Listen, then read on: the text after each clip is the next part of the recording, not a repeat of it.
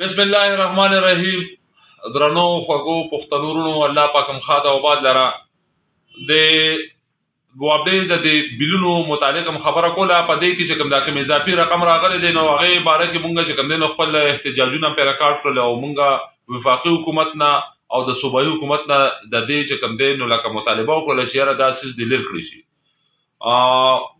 خپل احتجاجي تحریک زموږ مخ پړوان روان دی. په دغه سلسله کې مونږ وزیر اعلی صاحب ته او گورنر صاحب ته چې کوم دی نو مونږ لیټر وکړل او په هغه لیټر کې مونږ دا دغه وکړل چې یاره تاسو په صوبایي سطح باندې دا وفاق سره دا خبره چې کوم دی زمونږ د مسایل چې کوم دا ډیسکس کوي او دا چې کوم مابشوي پیسې دي په دې فلټ کې په سیلاب کې چې کوم مابشوي وي هغه دوباره راغلی او مهرباني وکړي چې دغه پیسې د دای بلونه ختم کړي شي، په یو ترتیب د تنه ختم کړي شي.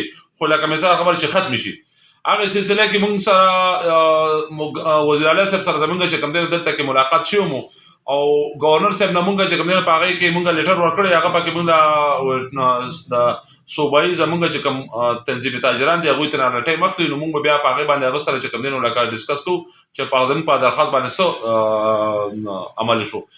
او دا چونکې دا خبره د وفاق نه ده نو دلته کې پکې پدې کې څوک لکه اختیارمند نشته لکه د 400 یا د 400 دی په دې کې سکول نشي. دا د دوی د وس کار نه دی، دا د بره نه ده.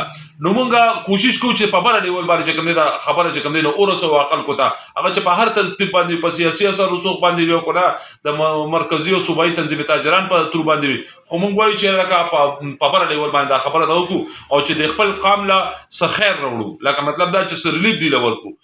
خو دلته کې که فار ایگزامپل څوک د اس ډي او خلاف چې کوم دی نو احتجاج کوي یا د اس ډي او خلاف اواز کوي دا به هغوی خپل ذاتي خبره تر وي ځکه چې دا کار د اس ډي او دی نه. اس ډي او غریب په دې کې سکول نشي، نیکس یې په دې کې سکول شي. دا د وفاقي حکومت مسله ده. وفاقي حکومت ته به چې کوم دی اپروچ کول غواړي په هر ترتیب چې وي هغوی ته به چې کوم دی دا کول غواړي. نو مونږ هغه ملګرو ته دا خبره کوو لکه یو سړی د دلته کې په ځلي سطح باندې د اس ډي او خلاف دا کوي نو دا به د ذاتي خپل ټسل وي د اس ډي او سره. ادروایز د اس ډي او چې کوم دی نو په دې بل کې د پیسو سره هیڅ لینا دی نشته دی. هغه سره هغه وایي چې په ما باندې دا پیسې راغلي دي. مثال خبره زما په تره تربور په چنګاوړ باندې په بازار کې زمونږ چې کوم دی نو ملګري دي په هغوی راغلي. خو زه په دې کې بېوزم دا زما د وس کار نه ده، دا د وفاق کار دی. وفاق چې نن لر کې په خپل اټومیټیکلي به چې کوم دی د هر چا لر کېږي.